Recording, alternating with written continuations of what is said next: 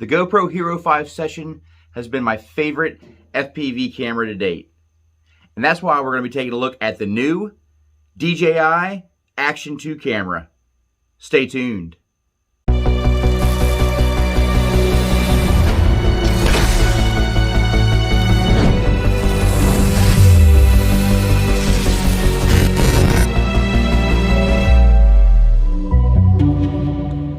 Form factor, size, weight, portability, aerodynamics. For years I've been using the Hero 5 Session, which has been my favorite FPV camera thus far. It offers high resolution 2.7K super view. It's durable, compact, aerodynamic, and lightweight. One of the best cameras that's ever been created and used for FPV. However, sadly enough, the GoPro Hero 5 Session is no longer being produced by GoPro. And history has shown us throughout the years that GoPro cameras have continued to keep increasing their size. The cameras aren't getting any smaller, they keep getting larger and larger and heavier. We have tried to work around this by designing our quadcopters to carry these heavier cameras, increasing motor sizes, KV, to try and compensate for the additional size and weight of these heavy action cameras that we've been flying around. I was very excited when I saw the release of the new DJI Action 2 camera. It was everything that I had been wanting, everything that I had been asking for. It's got the size, a nice clean sleek build. It looks to be pretty durable. There is some pros and cons about this camera though.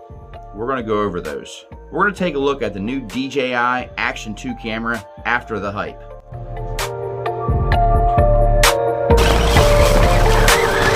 This is Fpv Music.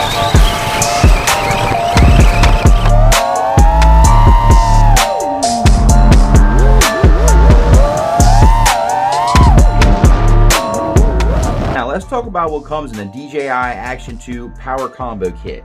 You get the DJI Action 2 camera, you get the power module, you get a USB to USB-C power cable, you get a magnetic lanyard that you can wear, and you get a magnetic adapter mount, which will make this adapter mount able to be utilized on any of your action camera previous mounts. Footage, talk about the stabilized footage of this camera. The stabilized footage of this camera is actually really good for a in-camera stabilization software. It works really well. I was actually really impressed with how stable the footage actually is off this tiny little small camera. You have to take into consideration the size and weight of this camera for what it's able to accomplish is nothing short of innovative in technology.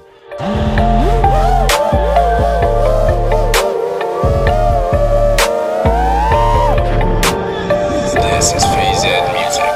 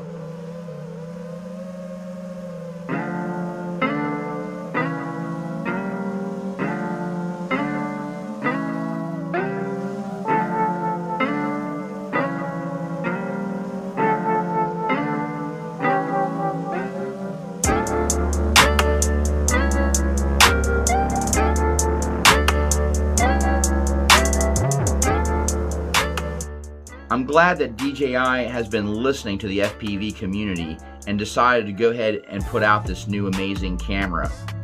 Let's go over some of the things that I love about this camera. First thing is the magnet. This magnet on this DJI Action 2 camera is incredibly strong. You can hear when it connects to the external power module and any kind of attachments that are used for this camera, it really is a solid connection. And you can sit here and pull on this all day long and it will not come off until you hit these release clips. So really, really great innovative design. I love the way they've incorporated these magnets with a new DJI Action 2 camera. I really do love that there is a back screen, touchscreen display. It makes things a lot easier and doesn't require you to actually have it connected to your smartphone or your device to be able to use the camera, which is really important. Unlike the Hero 5 Session, which had a small LCD screen on the top of the camera that was very limited as to what you could change. The DJI Action 2 has a more innovative touchscreen on the back. It's a lot easier to access all of the settings without having to connect it to your smartphone or the app. I love the form factor. I love the size of this camera. It fits perfectly on the top plate of my 5-inch FPV quads, and the weight is even less weight than the Hero 5 Session camera, which I love so dearly. The camera itself, I would say, is pretty durable. The metal housing definitely is nice, but there is some trade-offs. So with the metal housing, you also have round glass covering for the lens that is not removable very easily from what I can tell. It looks like there is a seam around that, so that would be nice if you're able to actually remove that front cover and replace the glass. How I plan on combating this is I'm going to be using a 3D printed mount to put this camera on my FPV quadcopter, and I'm going to be utilizing ND filters for extra protection to hopefully not break my glass all the time in crashes. The back screen, while I really do love that it's touchscreen and you don't have to hook it to the app, it does leave it more vulnerable to cracks and breaks from crashes. So definitely want to fly this in a good 3D printed mount that has a lot of extra protection to protect the extra glass on this camera that the Hero 5 Session just didn't have. Let's go ahead and talk about the battery life. So for me, I'm going to be flying this camera using 2.7K. So for me, the battery life is not that bad. I get about 30 minutes per battery with a 2.7K resolution. That's really not too bad. Every time I get done a flight, I can go ahead and just pull that footage off and transfer it to the lower external battery module. And what that's going to do is, if for whatever reason I have a really nice pack, I download the footage. If I send the camera out for the next pack and end up losing the quadcopter or completely just trashing the camera to where I'm not able to access the footage off of it, at least I have all my previous flights saved and stored into the actual external power module with the micro SD card. That, I think, is a really good habit to get into. Just every time you get done your flight, transfer the file, send out the camera to go again. And every time you connect it to the power bank to transfer the file, you're also recharging that battery. So I think this is definitely a system that we can continue to keep using and flying. You know, with each battery pack, we're going to maintain a little bit more charge on the camera for the next flight, and we're saving the footage so that if we do happen to lose or break the camera in the next flight, all our previous flights are saved to the micro SD card we can have for sharing later. Let's talk about the elephant in the room, overheating. This camera does get a little bit hot to the touch, but for FPV use, not a problem at all. This is going to get a continuous amount of airflow while you're flying this around on your quadcopter, so it's not going to be an issue. And especially here in the US, we have the option to turn up the temperature control warning so that the camera will continue to keep recording even if it hits higher temperatures. I'm hoping that they will do this also for the EU customers, but as of right now, it's a US only that's able to actually bypass the internal warning temperature and turn that up. So if you're going to be using this for FPV use, do not worry about all the overheating. Let's talk about the record storage. With 2.7K resolution, I'm actually able to record up to about 30 minutes of footage on the internal storage of this camera, which is fine for me because I always use 2.7K and then I upscale it to 4K in my editing software, and that's good enough for me. Now, if you're someone that wants to constantly record in 4K, that's where the limitations of this camera are going to be prevalent. Using 4K, you're going to go down significantly on the battery life and the internal storage of the camera itself. So to combat that, I would just, every time you get done a pack, transfer it to the internal power module, and you can keep the module plugged into your USB power cable, whether you have a USB charger or you have something that's hooked to maybe one of your LiPo packs out in the field that you use for charging. Just keep the battery module plugged in so it constantly has a charge. So every time you bring the camera down, you just connect it, you offload the footage, and you give it a little bit of a charge boost each and every time that you bring the camera back. So I don't think that's a bad system at all, to be honest. Let's go over the price of the DJI Action 2, because it's not a cheap camera, and neither was the GoPro Hero 5 Session when it was released. It was around a $400 camera. These cameras are not cheap. They are definitely high quality, and you pay a price for that. I paid $399 for the DJI Action 2 Power Combo Kit, which comes with the DJI Action 2 camera and the battery attachment. I personally did not need the front-facing screen, so I didn't want to pay extra for something that I just wasn't going to need. And I went ahead and purchased the DJI Care Refresh for an extra $36. Now, here's where I think the DJI Action 2 can definitely have some value for FPV pilots. You pay the $36 for the DJI Care Refresh. You get 3 replacements in the span of 2 years. The replacements get more expensive the more you claim, but they start out very affordable and actually cheaper than the GoPro Plus program I am using to currently exchange my current GoPro cameras. For example, for the GoPro Hero 5 Session, I can no longer exchange this through GoPro Plus and get another Hero 5 Session refurbished for the $69 fee.